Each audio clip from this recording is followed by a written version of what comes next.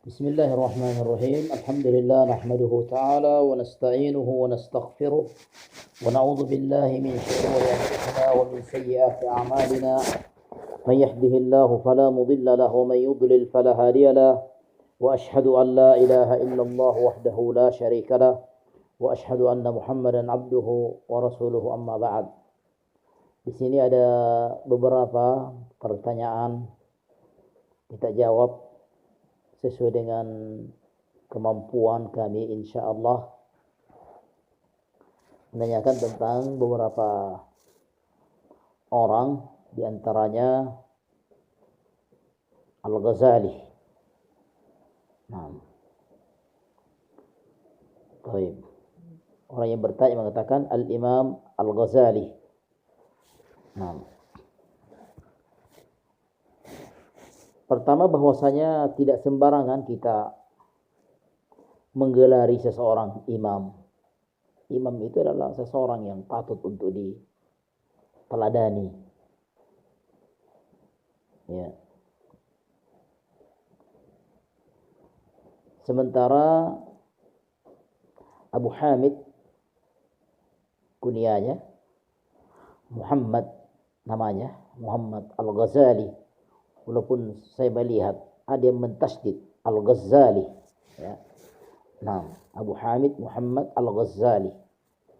Kalau kita di Indonesia mungkin karena mudah diucapkan, ringan di lidah, sehingga mereka katakan Al-Ghazali.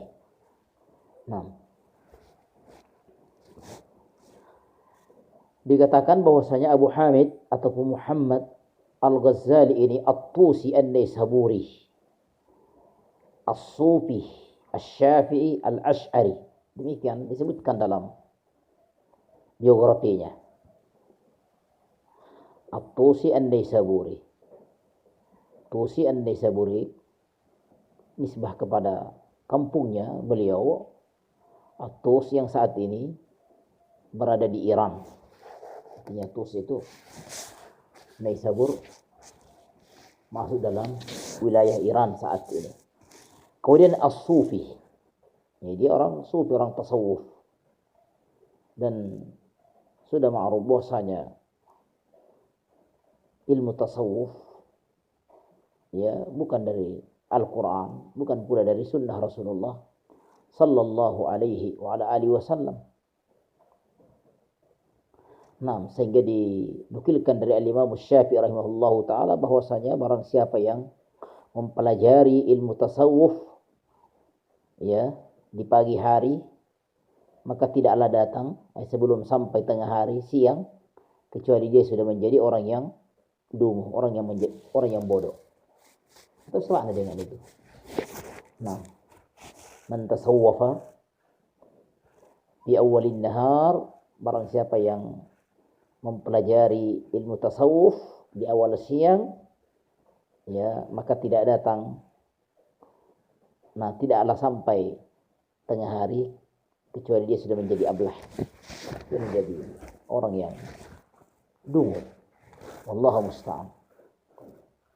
Nah, Asy-Syafi'i, maksudnya Asy-Syafi'i, As-Sufi, Asy-Syafi'i, artinya fikihnya dia, ya, dalam perkara ibadah, fikih Syafi'i. Al-Asy'ari, ini Al-Asy'ari, akidahnya, keyakinannya adalah akidahnya, ya, orang-orang Asy'ari. Dan Asy'ari nisbah kepada Abul Hasan Al-Asy'ari, di mana beliau di dalam biografinya bahwa beliau menempuh 3 marhalah dalam akidahnya, akidah Kullabiyah, kemudian akidah Mu'tazilah, ya, kemudian disebutkan pada akhirnya beliau rujuk kepada akidah Ahlus Sunnah, akidahnya Ahlul Hadis, seperti Imam Ahmad Ibn Hanbal rahimahullahu ta'ala. Nah, sebagaimana bisa dilihat dalam kitabnya Al-Ibana dan Al-Maqalatul Islamiyah. Jadi pemuhim bahwasanya Abu Hamid, dan perlu diketahui bahwasanya akidahnya orang-orang Asy'ari itu Mereka ini mu'attil, walaupun dia mu'attil juz'i, menafikan ya nama-nama ataupun sifat-sifat Allah Subhanahu wa taala. Dia masuk dalam golongan mu'attil, orang-orang yang mengingkari sifat-sifat Allah Azza wa Jalla, walaupun dia tetapkan sebahagian. Mereka hanya tetapkan 7, al-qudratu wal iradah wal ilmu wal hayatu wal kalamu was sam'u wal basar. Ya, ini yang mereka tetapkan. Adapun sifat-sifat khabariyah, ya, apa yang Allah beritakan tentang dirinya, istiwanya Allah di atas arsy, ya, dan sifat-sifat yang lain mereka nafikan, mereka ingkari.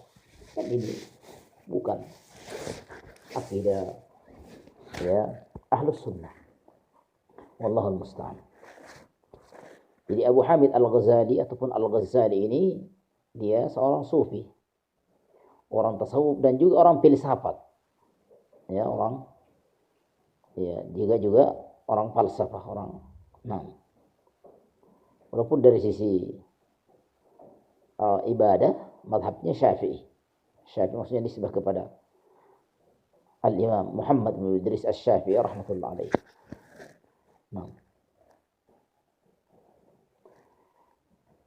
Jadi Abu Hamid Al-Ghazali ataupun Al-Ghazali dia tidak masuk dalam golongan apa? Golongan Ahlul Hadis. Walaupun disebutkan bahwasanya beliau bertobat pada akhir hidupnya. Ada yang menukilkan sebagian ulama bahwasanya beliau bertobat ya pada akhir hidupnya. Dan berupaya untuk kembali kepada mazhabnya Ahlul Hadis seperti Al-Imam Al-Bukhari Muhammad Ibn Ismail rahimahullahu ta'ala. Jadi beliau bukan seorang muhaddits, beliau bukan seorang Ahlul Hadis. Di antara hal yang menunjukkan tidak ada karya-karyanya, kitab-kitabnya yang menunjukkan tentang keilmuannya dalam bidang hadis. Ya, dia punya kitab berkaitan tentang akhlak, adab. Tetapi tentunya akhlak adab tersebut harus dibangun di atas dari Al-Quran ataupun hadis-hadis dari Nabi SAW yang sahih. Oleh karena itu kitabnya Ihya Ulumuddin banyak di dalamnya hadis-hadis yang dhaif, bahkan hadis-hadis yang palsu. Bahkan di awal kitab itu bisa kita lihat di lembaran-lembaran pertamanya dia mengatakan membawakan satu hadis yang dia sendiri tidak sebutkan siapa sahabinya, siapa sahabat yang mendengar hadis itu dari Nabi SAW. Dia juga tidak menyebutkan ya. Siapa yang meriwayatkannya. Tidak ada dasarnya, yaitu hadis yang ma'ruf di kalangan orang-orang awam. Man 'arafa nafsahu faqad 'arafa rabbah. Siapa yang mengenali dirinya maka sungguh dia telah mengenali Tuhannya, ya. Ini para ulama mengatakan bahwa hadis ini hadis yang tidak ada asalnya. Bukan hanya sekedar hadis maudhu. Kalau hadis maudhu itu masih ada disebutkan sahabinya, ada sanadnya, walaupun pada sanadnya ada seorang yang dikatakan kadzdzab dan dusta. Tapi kalau hadis yang la asla lahu, tidak ada asalnya sama sekali, dari kitab-kitab yang dijadikan rujukan ya, oleh kaum muslimin ataupun ahlul hadis, tidak bisa dicari hadis itu. Tidak ada asal usulnya sama sekali. Sama dengan hadis ikhtilafu ummati rahmah.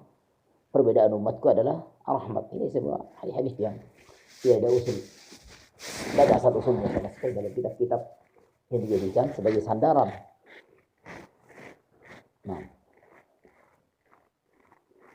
Jadi al-muhim Abu Hamid Al-Ghazali rahmatullah alaihi wa ghafarallahu lahu, beliau tidak masuk dalam golongan Ahlul Hadis. Dia masuk dalam golongan orang sufi, orang tasawuf, ataupun orang-orang falsafi, orang-orang filsafat. Wallahul musta'an. Akidahnya juga jelas akidah Asy'ariyah. Yang kita sudah tahu bagaimana akidah Asy'ariyah itu yang menafikan sifat-sifat Allah Subhanahu wa taala. Ini sifat-sifat khabariyah. Adapun sifat-sifat yang lain yang dia tetapkan tujuh. Nah, mereka sebenarnya menetapkan bukan karena dalil Al-Quran ataupun Sunnah, tapi